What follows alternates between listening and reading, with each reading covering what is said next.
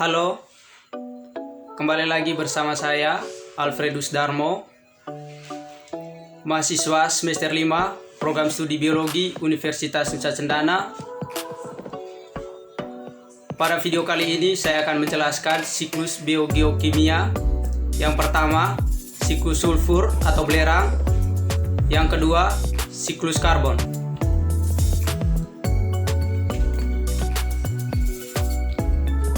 Yang pertama, saya akan menjelaskan siklus sulfur atau belerang. Di atmosfer, belerang terdapat dalam bentuk SO2 yang dibentuk selama aktivitas vulkanis dan pembakaran bahan bakar fosil. Selain itu, belerang juga terdapat dalam bentuk gas H2S yang dibentuk sebagai akibat proses pembusukan bahan organik yang terjadi dalam air atau tanah. Ini merupakan gambar ilustrasi atau skema dari siklus sulfur atau belerang. Seperti yang terlihat pada gambar, dari aktivitas vulkanis dan aktivitas industri akan melepaskan beberapa jenis senyawa, diantaranya itu hidrogen sulfida, sulfur oksida, sulfida, dan dimetil sulfida. Nah, ketika senyawa-senyawa ini sudah sampai di atmosfer, akan menyatu dengan awan dan akan berinteraksi dengan air, kemudian akan menghasilkan asam sulfat. Asam sulfat ini akan mempengaruhi turunnya derajat keasaman air hujan yang mengakibatkan terjadinya hujan asam. Kandungan asam sulfat dalam hujan akan masuk ke dalam tanah, sehingga tumbuhan bisa menyerap ion-ion sulfat dari dalam tanah untuk menyusun bahan makanan.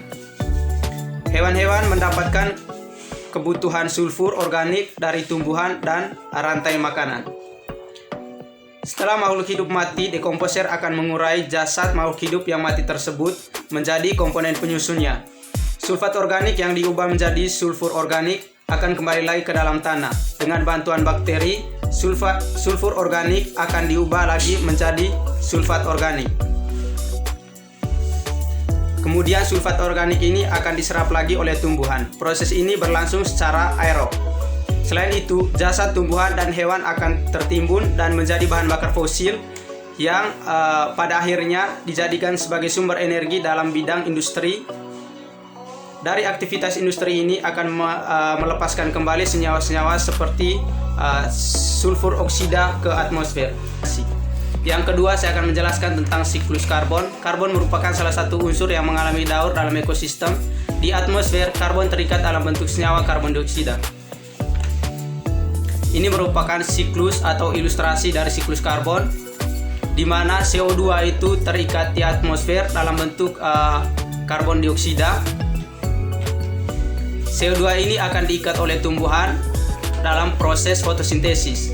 Kemudian tumbuhan akan dimakan oleh hewan, dan hewan akan melakukan respirasi. Kemudian CO2 akan kembali lagi ke atmosfer.